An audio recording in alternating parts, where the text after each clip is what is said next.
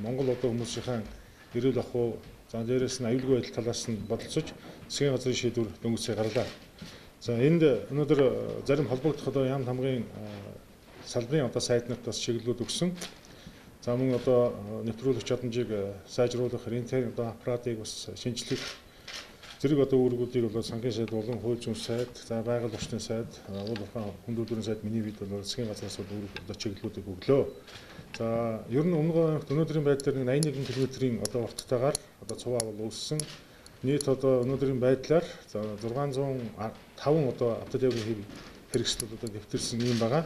За цагаан хатанд бид нар энэ гаргасан шийдвэр маань цагаан хатанд богны одоо уртын тээврийг цагаан хатанд буулгах болсон нэг давуу тал нь дотоодын одоо эргэлтийг бий болгож ер нь энэ үүсэж байгаа тээвэрлэлтийн одоо урт цуваа бас арилгах цаашлаад одоо богны ирээсийг бид бүхэн бол богны ирээсийг гашуун сухат бомбоор дамжуулан ганц мод руу гаргах энэ бол эдийн засгийн болон бас үр ашигын бас тооцоотой ийм зүйл байна.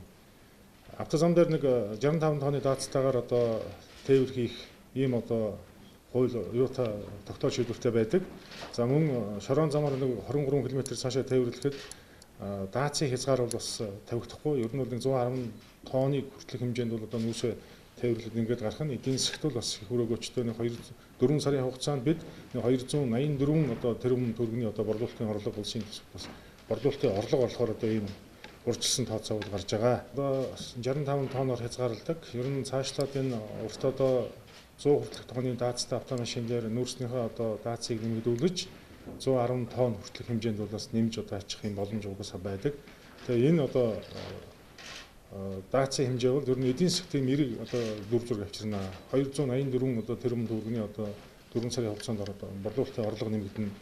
Дотооддоо одоо жишээ нь тээврийн хэрэгслэр 10 хагас сарын хугацаанд нэг удаа гарч байгаа тохиолдолд тээврийн жолооч нар ер нь цагаан хат хүртэлх одоо тээврийн хэрэгсэл нүүрсээ одоо ачиж буулгаснараа ер нь сардаа нэг 2 удаагийн эргэлт хийх энэ бол одоо жишээ нь авж байгаа урамшуул цалингийн хэмжээ бас нэг 2 дахин нэмэгдэх ийм одоо тооцоол бол байгаа. Ер нь одоо үлийн хөтөн болж байгаа энэ цаг үед ер нь тээврийн жолооч нарын бас нөхцөл байдал асар хүнд байгаа. Тэгээд өнөөдөр засгийн газрын хуралдаанаар гаргасан шийдвэр маань тэнд амьдарч байгаа тэнд одоо ажил хөдөлмөр эрхэлж байгаа монгол жолооч нарын маань одоо бас эрх ашигт одоо бүрэн нийцсэн гэдэг шийдвэр одоо гаргалаа гэдгийг салбарын ёсоор хэлмээр байна. 11 сарын 11-нд очиж ажиллаж исэн нөхцөл байдал хүнд байсан. Одоо бас засгийн зүгээс бас анхааралтай авч дээрх арга хэмжээ, шуурхай арга хэмжээ авч ингэж одоо хэрэгжүүлсний үр дүнд бол энэ хүндрээд байгаа үүсэж байгаа нөхцөл байдал бол одоо ингээд буцаад хэвийн хэмжээнд очих болно гэдгийг бас салбарын ёсоор хэлмээр байна.